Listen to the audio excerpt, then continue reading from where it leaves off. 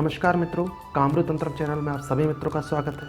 कृपया मेरे चैनल को सब्सक्राइब करें और बेल के बटन पर क्लिक करें ताकि भविष्य में जो भी साधना संबंधित अपडेट्स आएँ वो आपको समय पर प्राप्त होते रहें।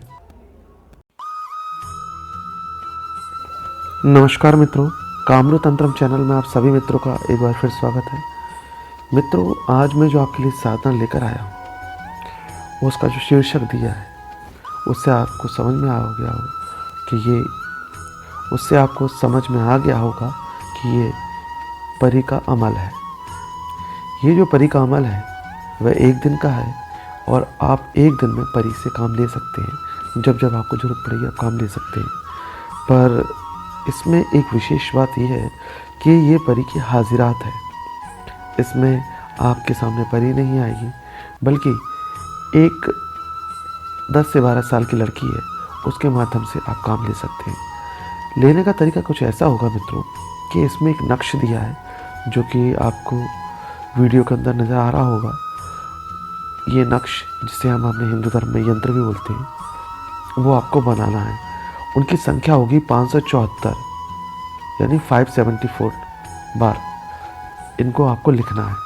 लिखने का तरीका मित्रों क्या रहेगा इसमें कि यंत्र के ऊपर जो 786 लिखा है पहले वो लिखेंगे। उसके बाद यंत्र के अंदर जो सबसे छोटी संख्या है वहाँ से लिखना शुरू करेंगे, फिर उससे बड़ी, फिर उससे बड़ी, फिर उससे बड़ी, लास्ट में सबसे बड़ी वाली संख्या आएगी। ये लिखने का तरीका है।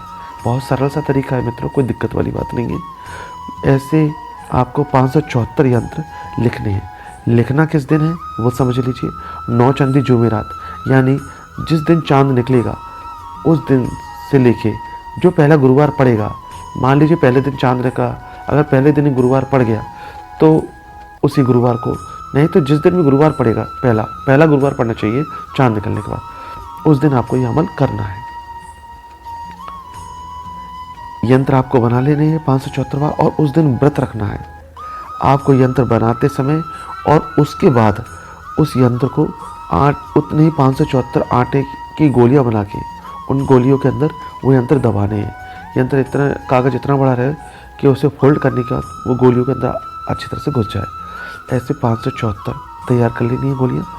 और गोलियाँ बनाने के बाद, और ये यंत्र दिन में बनेंगे, इस बात को विशेष ध्यान दें। सूर्य देने के बाद इस यंत्र को आप किसी बहते हुए जल या नदी में फेंक दें। आप कह देंगे मैं कुएं में फेंक दूँ या किसी तालाब में फेंक दूँ, नहीं, नदी के अंदर ही फेंकना है, इस बात को समझ लें। अगर आपके यहाँ नदी नहीं है तो आप जहाँ पर नदी है वहाँ पर इंतजाम करें। करने का तरीका वही रहेगा, उसमें कोई अंतर नहीं आ सकता। तो ये आप गोलियाँ डाल देंगे, बस आपका जो यंत्र है वो तैयार हो गया। इसमें आपको जो मुंह का रहेगा वो पूर्व दिशा की तरफ रहेगा। यंत्र बनाते समय अगरबत्ती जला लीजिएगा। उसके बाद और दूसरी बात यह है कि आपको यंत्र केसर से बनाना है। केसर में गुलाब जल डाल के और उससे यंत्र लिखने हैं। उसके बाद जब आप वो यंत्र नदी के अंदर डालें, वापस लौट आए, आते और जाते समय किसी से बात नहीं करनी है और यंत्र एकांत कमरे के अंदर बनाना है। यंत्र बनाने से लेके डालने तक और वापस घर आने तक आप किसी से बात नहीं करेंगे। उसके बाद एक नया यंत्र बनाएंगे उसी कमरे के अंदर बैठकर और वो यंत्र बना के अपने पास रख लेंगे।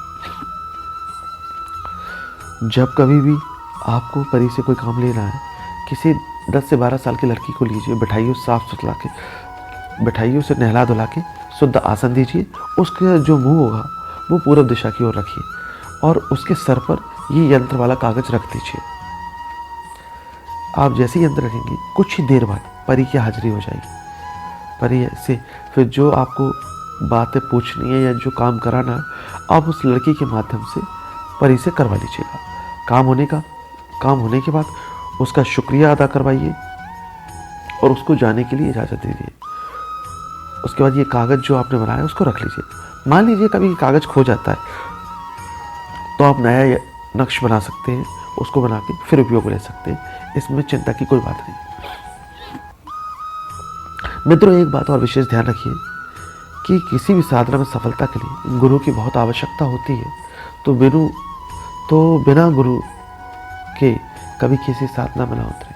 साधना कितनी भी सरल क्यों ना हो, पर सफलता गुरु ही दिला सकते हैं।